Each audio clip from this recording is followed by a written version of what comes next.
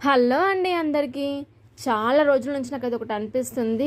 కొన్ని పనులు చేసే వాళ్ళు ఉంటారు కదా! వాళ్ళైతే ఎలా ఇలాంటి పనులు చేస్తారా అని నాకు చాలా అనిపిస్తుందనమాట. అలాంటి వాళ్ళలో ఒకళ్ళు మున్సిపాలిటీ వాళ్ళు. సో, మాకు కూడా అలాంటి సిచ్యువేషన్ ఒకటి ఏర్పడింది. ఏంటంటే, మా బాత్రూమ్‌లో వాటర్ సరిగ్గా వెళ్ళట్లేదని మా ఇంట్లో ఉన్న చిన్న డ్రైనేజ్‌ని అయితే ఓపెన్ చేశామన్నమాట.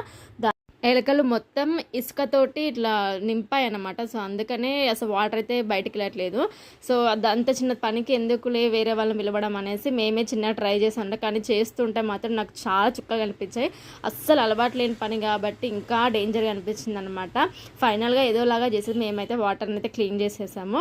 కానీ ఇలాంటి పనులు చేసే వాళ్ళని చూస్తేనైతే నాకు చాలా బాగా అనిపిస్తుంది. ఇలాంటి వర్క్ చేయడం ఎంత కష్టం అనేది కూడా తెలిసిందనమాట నాకు.